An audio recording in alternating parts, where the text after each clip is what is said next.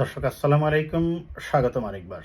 দর্শক, শেখ হাসিনাকে ভারত থেকে বাংলাদেশে ফেরত পাঠানোর জন্য ভারতের মধ্যে এক ধরনের অস্থিরতা কাজ করছে। তারা এই বিষয়টা নিয়ে যেমন তাদের সরকারি দল বিজেপি, ঠিক তেমনি কংগ্রেস, উভয় শিবিরেই তারা এক ধরনের অস্বস্তিতে পড়েছে শেখ হাসিনাকে নিয়ে। তার কারণটা হচ্ছে তাদের আইন অনুযায়ী এবং বিশেষ করে শেখ হাসিনার পাসপোর্টের মেয়াদও শেষ হয়ে যাচ্ছে, এবং একইভাবে বাংলাদেশ সরকার আন্তর্জাতিক অপরাধ ট্রাইব্যুনালে বা যুদ্ধাপরাধ বিচার ট্রাইব্যুনালে শেখ হাসিনার বিরুদ্ধে যে মামলাগুলো হয়েছে এবং তাকে অতি সম্প্রতি যে প্রসিকিউটর নিয়োগ হয়েছেন, তিনি তাকে বাংলাদেশে ফেরত এনে তাকে বিচারের আওতায় তার মানবতা বিরোধী অপরাধের বিচারের জন্য সংকল্প প্রকাশ করেছেন। এখন এই ধরনের একটি নিউজ করেছে টাইমস অফ ইন্ডিয়া। সেটারই আমরা বাংলা ভার্সনটা আমি আপনাদেরকে একটু বলি প্রথমে দর্শক, তারপরে আমি আসবো আমার ব্যাখ্যায়। ক্ষমতাচ্যুত সাবেক প্রধানমন্ত্রী শেখ হাসিনাকে ফিরিয়ে আনার প্রচেষ্টা জোরদার করতে চলেছে বাংলাদেশের নবগঠিত অন্তর্বর্তী সরকার। গণঅভ্যুত্থানের পর গত 5 আগস্ট ঢাকা থেকে পালিয়ে ভারতে আশ্রয় নেন শেখ হাসিনা। ডক্টর মোহাম্মদ ইউনূসের নেতৃত্বাধীন অন্তর্বর্তী সরকার ভারতের সঙ্গে প্রত্যর্পণ চুক্তির মাধ্যমে হাসিনাকে ফিরিয়ে আনার পরিকল্পনা করছে। জুলাই ও আগস্টে ছাত্র নেতৃত্বাধীন বিক্ষোভের সময় গণহত্যার জন্য হাসিনাকে বিচারের আওতায় আনার প্রস্তুতি শুরু হয়েছে। আন্তর্জাতিক অপরাধ ট্রাইব্যুনালের নবনিযুক্ত প্রধান প্রসিকিউটর মোহাম্মদ তাজুল ইসলাম বলেছেন, হাসিনার বিরুদ্ধে গ্রেপ্তারি পরোয়ানা জারির জন্য ঢাকার আইসিটিতে আবেদন করা হবে। আইসিটি প্রাঙ্গণে সাংবাদিক সম্মেলনে তাজুল ইসলামকে উদ্ধৃত করে ভারতীয় সংবাদ সংস্থা পিটিআই জানিয়েছে, কাজ শুরু করার সঙ্গে সঙ্গে আমরা আন্তর্জাতিক অপরাধ ট্রাইব্যুনালের কাছে একটি আবেদন করব, যাতে গণহত্যা ও মানবতা বিরোধী অপরাধের মামলায় শেখ হাসিনা সহ পলাতক আসামিদের বিরুদ্ধে গ্রেপ্তারি পরোয়ানা জারি করা হয়। তিনি আরও বলেন, অভিযুক্ত ব্যক্তিদের বিরুদ্ধে তথ্য, নথি ও প্রমাণগুলো সারা দেশ থেকে সংগ্রহ করতে হবে এবং সেগুলোকে সংকলন, পরীক্ষা ও ট্রাইব্যুনালের সামনে সঠিকভাবে উপস্থাপন করতে হবে, যা অত্যন্ত চ্যালেঞ্জিং এবং বিশাল কাজ। অন্তর্বর্তী সরকারের স্বাস্থ্য উপদেষ্টা নূরজাহান বেগমের মতে, হাসিনার নেতৃত্বাধীন সরকারের বিরুদ্ধে বিক্ষোভের ফলে 1000-এরও বেশি লোক মারা গেছেন এবং শতাধিক আহত হয়েছেন। শিক্ষার্থীদের নেতৃত্বে গণ আন্দোলনের সময় 15 জুলাই থেকে 5 আগস্টের মধ্যে ঘটে যাওয়া গণহত্যা, মানবতার বিরুদ্ধে অপরাধের অভিযোগে হাসিনা ও আরও 9 জনের বিরুদ্ধে তদন্ত শুরু করে আন্তর্জাতিক অপরাধ ট্রাইব্যুনাল। এর আগে অন্তর্বর্তী সরকারের পররাষ্ট্র বিষয়ক উপদেষ্টা মোহাম্মদ তৌহিদ হোসেন বলেছিলেন, ক্ষমতাচ্যুত প্রধানমন্ত্রী শেখ হাসিনাকে বিচারের মুখোমুখি করতে দেশে ফেরানোর জন্য অন্তর্বর্তী সরকার যা করা দরকার তাই করবে। যাই হোক, আমাদের আইনি ব্যবস্থা, তিনি সাংবাদিকদের বলেন, আমাদের আইনি ব্যবস্থা যদি চায় আমরা অবশ্যই তাকে ফিরিয়ে আনার চেষ্টা করব। এজন্য একটি চুক্তি এবং আইনি প্রক্রিয়া রয়েছে, অনুমানের ভিত্তিতে কিছু না ভোলাই ভালো।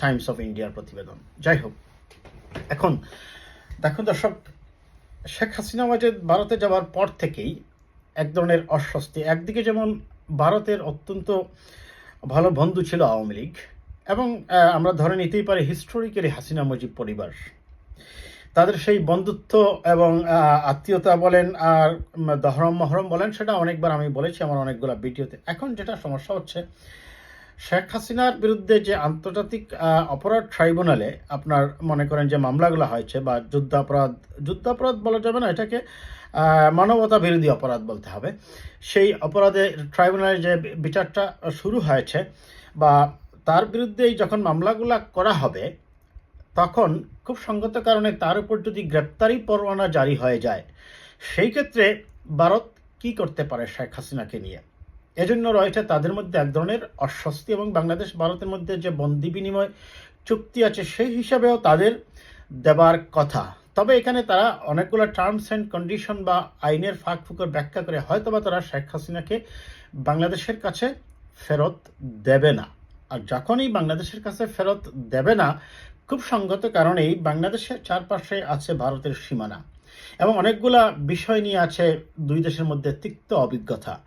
এবং খুব সঙ্গত কারণে শেখ হাসিনা যদি ওই জায়গায় থেকে তিনি অনেকটা গৃহবন্দী থাকেন, কিংবা তিনি যদি ওই জায়গায় বসে কোনো ধরনের রাজনৈতিক কার্যক্রম না করেন বা কোনো ধরনের রাজনৈতিক দিক নির্দেশনা না দেন, তাহলে হয়তো বা ব্যাপারটা খুব একটা গড়াবে না, বা বাংলাদেশ ভারতের মধ্যে এটা নিয়ে খুব একটা, আমার বিশ্লেষণ বলে অন্তত, যে ঝামেলা হওয়ার কথা না। কিন্তু যখনই খুব সঙ্গত কারণে আমরা ধরে নিতেই পারি তিনি চুপ থাকবেন না, তিনি তার দলকে নিয়ন্ত্রণ করার চেষ্টা করবেন, দলকে নির্দেশ দেবেন, দেশের রাজনীতির ব্যাপারে অন্তর্বর্তী সরকারের কার্যক্রম বলেন, যারাই নির্বাচিত হয়ে ক্ষমতায় আসবে তাদের কার্যক্রম নিয়ে তিনি যে এক ধরনের সমালোচনামুখর হবেন এবং রাজনৈতিক কর্মকাণ্ডগুলো যে পরিচালনা করবেন, এটা আমরা ধরে নিতেই পারি।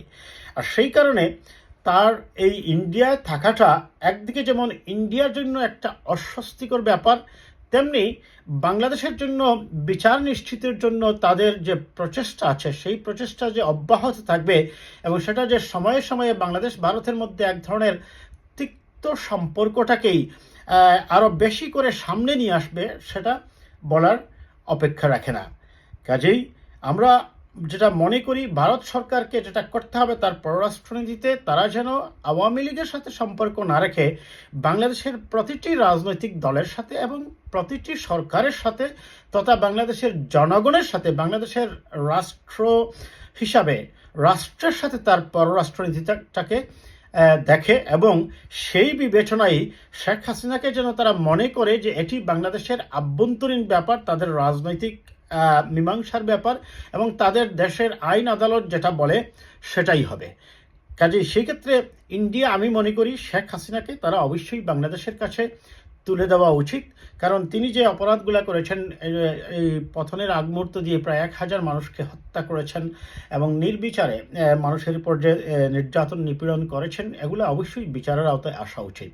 কাজেই আমরা আশা করব ভারতের এই ক্ষেত্রে তারা যথেষ্ট বিচক্ষণতার পরিচয় দেবে, ম্যাচিউরিটির পরিচয় দেবে এবং দুই দেশের মধ্যে সম্পর্ককে সামনের দিকে এগিয়ে নিয়ে যেতে পারস্পরিক সৌহার্দ্যপূর্ণ পররাষ্ট্রনীতি ধরে রাখার জন্য তারা অবশ্যই শেখ হাসিনাকে বাংলাদেশের কাছে ফেরত দেবে এবং তাতে আমি মনে করি ব্যাপারটা তাদের জন্য যেমন অস্বস্তিটা দূর হবে, তেমনি বাংলাদেশের ক্ষেত্রেও ন্যায় বিচার নিশ্চিতের ক্ষেত্রে একটি পথ উন্মুক্ত হবে। ভালো থাকবেন দর্শক, কথা হবে আবার কোনো বিষয় নিয়ে।